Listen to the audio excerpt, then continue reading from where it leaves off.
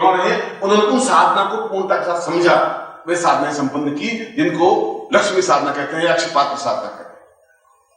और मैं आज उसी अक्षयपात्र साधना को आपके सामने स्पष्ट कर रहा हूं, इसलिए कि तुम्हारे जीवन में भी अपूर्णता है और अपूर्ण जीवन अपने आप में श्रेष्ठता नहीं कहला सकता।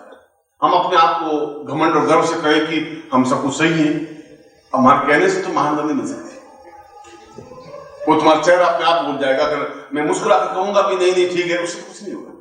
तुम्हारा चेहरा कह देगा कि जीवन में अभाव है, जीवन में कमियां हैं, जीवन में समस्याएं हैं, बाधाएं हैं, अड़चने हैं, मैं यात्रा नहीं कर सकता, न कर पाया हूं। ये जीवन में न्यूनताएं तुम्हारी हैं और ये जीवन में न्यूनताएं हैं और तुम प्रत्येक क्षण मृत्यु की ओर अग्रसर हो। अगर तुम्हारी 70 साल की उम्र है, 50 साल तुमने पार कर लिए, तो 50 कदम बढ़ लिए, 20 कदम और बढ़ने तुम्हें। उन 20 कदमों से पहले ही रुक करके अगर तुम कुछ अद्वितीय बन सको तो 20 कदम ही तुम्हारा सार्थक बन सकेंगे। फिर मृत्यु तुम्हारे सामने आ नहीं सकती, फिर मृत्यु तुम्हें खत्म नहीं कर सकती। तुलसीदास को समाप्त तो कर दिया पर उसकी जिंदगी को प्राणों को खत्म नहीं कर सके। तुलसीदास आज भी जिंदा है, तो मुझे भी मालूम है, आपको भी मालूम है, पर तुलसीदास जी के पिता का नाम हमें मालूम है ही नहीं, उनके बेटे का नाम भी हमें मालूम नहीं, बस उसके पिता का नाम हमें मालूम नहीं, और राम के लगभग उसके आगे क्या बेटे हुए उनका नाम मालूम नहीं। एक पीढ़ी बाद हम भुला दिए क्योंकि उस पर्सनलिटी को हमने याद रखा, वह पर्सनलिटी जो अपने आप में अद्वितीय हो सकती है। तुम्हारा नाम अपने आप में अद्वितीय हो सकता है, नहीं हो सकता। तुम्हारे पिता का नाम अद्वितीय नहीं बन सके, नहीं बन सका, कोई जरूर नहीं है। उनको कोई योग्य गुरु नहीं मिल पाया जिंदगी में, और रह गए अपनी जगह छिटक के और मृत्यु के चले गए। ये कोई बहुत महानता की बात नहीं हो सकता। तुम्हारे आने वाली पीढ़ियों को नहीं मिल सके गुरु, कोई जरूर नहीं है गुरु मिलेगी। ये तो सौभाग्य है कि तुम्हारे रास्ते में जा रहे हैं, गुरु मिल गए, और ऐसा गुरु मिल जाए जो अद्वितीय हो तो फिर तुम्हारे चरण उनको पकड़ लेने चाहिए, फिर रुकना नहीं चाहिए। फिर अगर आज से चरण रुक गए, फिसल गए, तो फिर वो तो अपने रास्ते चला जाएगा, तुम अपने रास्ते से मृत्यु की ओर बढ़ जाओगे। पहचानने की क्षमता, पकड़ने की क्षमता, उनके जीवन में उतरने की क्षमता तुम्हें होनी चाहिए। अगर इन तीन में से कहीं भी न्यूनता हो गई तो गुरु तुम्हें नहीं कहेगा कि ले भाई मैं खड़ा हूं, आप मेरे पांव पकड़ फुर्ती करो और अब ले अंदर उतर जाओ, तो गुरु नहीं कहेगा। वो अपने रास्ते जा रहा है और तुम भी उस रास्ते से बढ़ रहे हो, और बीच में एक क्षण के लिए मिलन हुआ है। हो सकता है 3 मार्च को मिलन हुआ तुम्हारा, आज रात को मिलन हो रहा है, कल सुबह तुम अपने रास्ते चले जाओगे, मैं अपने रास्ते चला जाऊंगा। तुम शायद मुझे बुला दोगे और तो तुम बुला दोगे, मैं भी तुम बुला दूंगा, सीधा साधा। मगर तुम उसके बाद मेरा संपर्क बने रहे, आते रहे, जाते रहे, पत्र से, कार्यों से, व्यवहार से, विचारों से, धारणाओं से अपने आप समझ जुड़ जाएंगे, अपने आप प्राणों में उतर जाएंगे। प्राणों में उतरने की क्रिया यही है कि हम बराबर उनकी आंखों के सामने रहे, शब्दों से, विचारों से, भावनाओं से, पत्रों से, व्यक्तिगत रूप से। और यदि हम नहीं आ पाए और तुम पिछले 40 साल तक मान लो मेरे पास नहीं आ पाए, तो कितना एक्स्ट्रा पैसा जोड़ दिया भाई। आप गुरु जी ट्रेन में आते तो इतना खर्चा हो जाता, हमने 5 लाख रुपए जोड़े तुमने। और तो वो की वो जैसे थी, और यदि तुम 5 बार ट्रेन का टिकट खर्च करके साल में 2 बार आ भी जाओगे तब भी तुम्हारी गरीबी कंगाल इससे ज्यादा नहीं आ सकती जो कुछ है। ये तो केवल मन का एक धारणा है कि अगर मैं जोधपुर जाऊंगा तो 3 दिन खत्म हो जाएंगे, 300 रुपए का किराया लग जाएगा। ये तो मन की चिंतन है, और मन के चिंतन तुम्हें मेरे बीच में गैप पैदा करते, क्योंकि बार बार पश्चिम श्रव्यम पूर्वा सदा पूर्व, देखना, सुनना, स्पर्श करना, चरणों में बैठना अंदर उतरने की क्रिया है।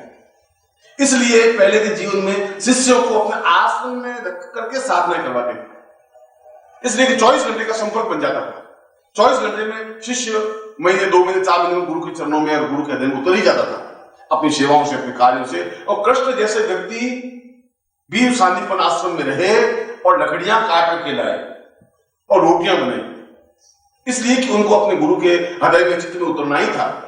और चित्त में उतरने के लिए सेवा का ही माध्यम है, समर्पण का ही माध्यम है। सेवा से समर्पण और समर्पण से जीवन में पूर्णता।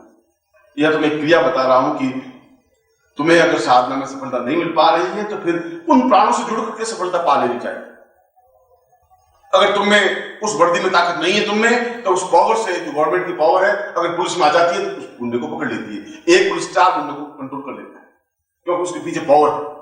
और यदि पावर से जो ही वो रिटायर्ड हुआ, उस पुलिस को आप उठा के फेंक दीजिए, वो खुद ही आज होकर खड़ा होगा, क्यों पावर खत्म हो जाती है और तुम्हारी पावर टूटी हुई।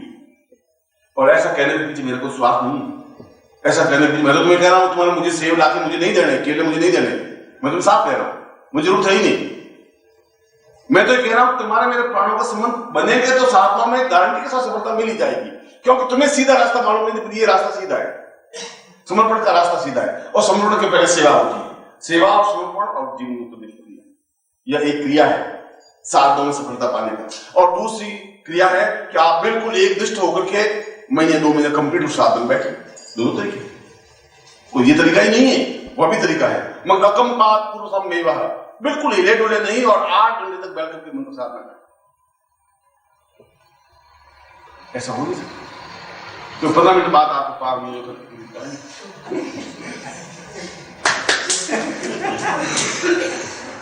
अभी 15 मिनट हुए, 8 घंटे गुरु जी ने कहा, 8 घंटे गुरु जी तो कह दिया, गुरु जी खुद बैठ के बता तुम्हारे मन के विचार कहते बहुत दूर है भैया, गुरु जी ने कह दिया, गुरु जी कहते गुरु जी खुद बैठे मालूम पड़े।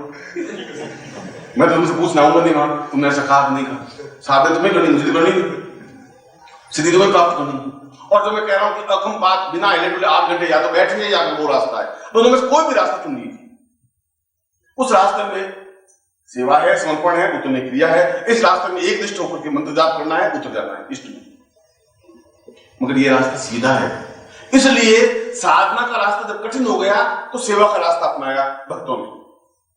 सूरदास ने भगवान कृष्ण की आराधना की, पद गाए, मीरा ने उनके साथ नृत्य किया, कबीर ने उनके भजन गाए, और उस रास्ते के माध्यम से भी अपने इष्ट में उतरे। वह भी एक रास्ता, सेवा का रास्ता है। रोज मीरा कृष्ण के लिए खाना बनाती, रोज खाना रखती कृष्ण के सामने, पंखा जलती है, बैठ बैठ याद करती रहती कि अब कृष्ण खाना खाएंगे। वो पागल नहीं थी, मगर उनके जीवन में उतरने की क्रिया है, और लोगों ने उनको बहुत कहा। उनके पति ने, उनके ससुर सांगा ने, सबने उसको गालियां दी, डांटा, पड़ोसियों ने डांटा, उसको जहर दे दिया।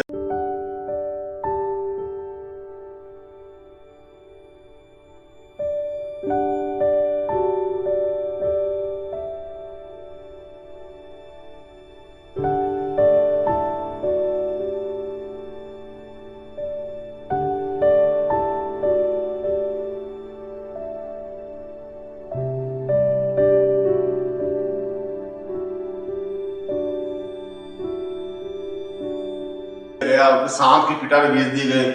उसने कहा जीवन का ये मतलब नहीं है। भौतिकता तो थी, सांगा की बेटी की बहू थी, मामूली बात तो थी नहीं, मेवाड़ की महारानी थी, मगर उसने कहा कि आध्यात्मिकता के बिना जीवन मेरा पूर्ण नहीं हो सकता। और मैं तुम्हें भी वही बात कह रहा हूं कि आध्यात्मिकता के बिना तुम्हारा जीवन पूर्ण नहीं हो सकता। अगर आध्यात्मिकता तुम्हारे जीवन में नहीं है तो फिर जीवन तुम्हारा एक रस होकर के चला जाएगा। उस जीवन में आनंद नहीं है, उस जीवन में सफलता नहीं है, और तुम्हारे प्रयत्नों से तुम लक्ष्मी को इकट्ठा नहीं कर सकते। तुम 5-25 करोड़ इकट्ठे नहीं कर सकती, गारंटी चैलेंज लिख के दे देते यार, क्योंकि तुम्हारे परिश्रम से होती। तो अब तक 40 साल जवानी के तुमने, अब तो सफेद बाल होने लगे तुम में से, अब बुढ़ापे की ओर धकेलने लगे हो तुम। जो जवानी तो आजकल के युग में 17 साल से शुरू होती है, 23वें साल में खत्म हो जाती है। 24वें साल में तो गाल पिचकने लग जाते हैं, 25-27 के बाद तो सब हो गया। आधे 60 साल की उम्र, 30 तो आ ही गए। गुरु जी अब क्या है, पीछे रहे 30 नहीं, जैसे पार लगाए वैसे पार लग जाए। 2 बच्चे हो गए, भगवान की कृपा है। अब वो तो 30 साल की उम्र में तो डरने लग जाते, इसलिए बुढ़ापे की ओर तुम अग्रसर हो गए हो। और यौवनावस्था में कमा करके 5 लाख रुपए इकट्ठे नहीं कर पाए, अब तुम नहीं कर सकते, ये क्लियर हो गया। अगर कर लेते तब तक कर लेते। कुल मिलाकर आप बंद करके देखें तो 4 लाख का मकान है, 2 लाख का कर्जा है, और 3 बेटों बंटवारा करेंगे तो मेरे जमीन तो 6 गज आएगी आदमी। तुम्हारे पास संपत्ति कुछ नहीं, पूंजी कुछ नहीं। इसलिए नहीं है कि तुम्हारे उपार्जन से नहीं बन सकता, इसके लिए तुम्हें और कुछ साधन अपनाना पड़ेगा, और वो साधन साधना का है, वो अक्षय पात्र साधना का है, लक्ष्मी साधना का है, सैकड़ों साधना जिसके माध्यम से अद्वितीयता प्राप्त होती रहे, लक्ष्मी आती रहे, बहती रहे, कमी रहे ही नहीं, उसको लक्ष्मी कहते हैं। तालाब का पानी अगर है भी तो महीने, 2 महीने, 3 महीने चलेगा, सूख जाएगा। लबालब भरा हुआ तालाब है, बहुत बड़ा तालाब है, बिल्कुल लहरें हैं, मगर वो तालाब का पानी काम का नहीं है, वो समाप्त तो होगा ही। 5-6 महीने बाद कीचड़ पैदा हो जाएगा, 8 महीने बाद सूख जाएगा। और पतली धारा नदी की अगर बहती है तो बहती रहे, उसका पानी खत्म नहीं होगा। लक्ष्मी तो आनी चाहिए और जाती रहनी चाहिए, प्रवाह होना चाहिए, और वो प्रवाह साधना के माध्यम से होता है। और तुम्हारे पास प्रवाह नहीं है, तुम्हारे पास लक्ष्मी आती है और कोशिश करते हो कि गांठ बांध करके रख दे, और उसका मुंह बांध करके और 100 रुपए का नोट को डिब्बे में और उस पॉकेट में उस बटुए में डाल के बॉक्स में रख देते। उस बेचारी को ऑक्सीजन ही नहीं मिले, मर जाएगा लक्ष्मी। और मरी हुई उसको लाश को तुम कितनी बार 100 का नोट देखो और फिर तो उससे क्या होगा? तुम उसको आनंद दे नहीं सको। लक्ष्मी तुमसे दुखी, तुम लक्ष्मी से दुखी। वो सोचे कहाँ फंस गए यार, बॉक्स के अंदर ठेठ घुसेड़ दिया। और पत्नी को पूछे कितना है? 12,000 रुपए है। अच्छा अंदर रखना, चोर आ रहे हैं, और अंदर रखना, चोर आ रहे हैं, और अंदर रखना, कोई उठा के ले जाएगा। लक्ष्मी को सांस लेने दो, वो सूख जाए, तलाक हो जाए, उसका आनंद तुम जिंदगी में नहीं ले सकते। बहता हुआ पानी होना चाहिए, बहता हुआ हो, उद्गम हो। ऐसा नहीं कि मतलब आवेग खत्म हो जाए, प्रवाह होना चाहिए। और वो प्रवाह साधनाओं के माध्यम से ही हो सकता है, केवल मात्र साधनाओं के माध्यम से हो सकता है। क्योंकि मैंने जिंदगी में परिश्रम करके कमा कर भी देख लिया, मैंने जिंदगी में परिश्रम बहुत किया है। तुम सब मिलकर के जितना परिश्रम नहीं किया उतना से ज्यादा मैंने परिश्रम किया है। अपने हाथों से अपनी जिंदगी की उस हालात को देखा है जब मैं और मेरी पत्नी दोनों जंगल में लकड़ियां काट करके और शहर में बेच करके, और पहले आने चलते थे, 3 आने मिलते थे, उससे शाम को मैं रोटी बनाता था। मैंने वो जिंदगी देखी। और बड़ी मुश्किल से वो 3 आने, जिस दिन लकड़ी नहीं काटे नहीं जाते उस दिन शाम को रोटी नहीं खा सकते थे। इस हालात को भी मैंने देखा है, मगर उस हालात से जिंदगी का प्रवाह नहीं बन पाया। मगर साधनाओं के माध्यम से लक्ष्मी का प्रवाह मैंने बना के देखा है, स्वास्थ्य का भी, परिवार का भी, लक्ष्मी का। इसलिए मैं गारंटी और चैलेंज के साथ कह सकता हूं कि केवल साधनाओं के माध्यम से लक्ष्मी का प्रवाह बन सकता है। और इसीलिए इस प्रकार की साधनाएं तुम और हमने नहीं किए, याज्ञवल्क्य ने किए, विश्वामित्र ने किए, वशिष्ठ ने किए, अत्रि ने किए, कणाद और पुरुष ने किए, और रावण तक ने किए। और रावण ने स्वयं कहा कि जब तक अक्षय पात्र साधना नहीं हो जाएगी तब तक मैं जीवन में अद्वितीयता प्राप्त नहीं कर सकता। अद्वितीयता बनना, प्रबलता बनना, पुरुषार्थता बनना, वह जीवन में अक्षय पात्र साधना के माध्यम से ही संभव है। और इसीलिए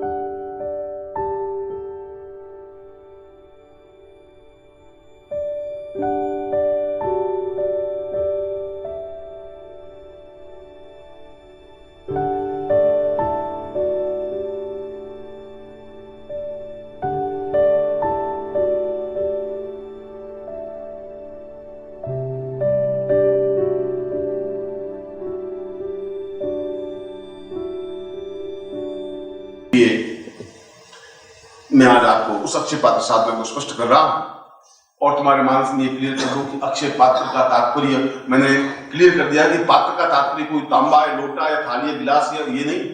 तुम्हारा शरीर स्वयं अपने आप में पात्र है और उस पात्र को अक्षय बनाना है। उसमें कुछ क्षय नहीं हो, उसमें बीमारी नहीं हो, उसमें कष्ट नहीं हो, उसमें पीड़ा नहीं हो, उसमें गरीबी नहीं हो, उसमें निर्धनता नहीं हो। जब ऐसा क्षय नहीं है तो अक्षय है। इसलिए तुम्हारे उस जीवन को पूर्ण बनाने की क्रिया है ये।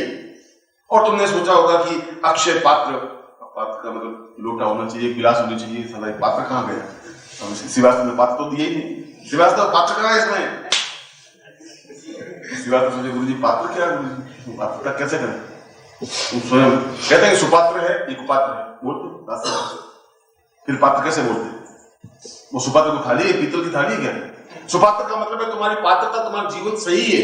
कुपात्रता मतलब तुम्हारा पात्र गलत है। और इसीलिए मैं तुम्हारे पात्र को पूर्णता दे रहा हूं।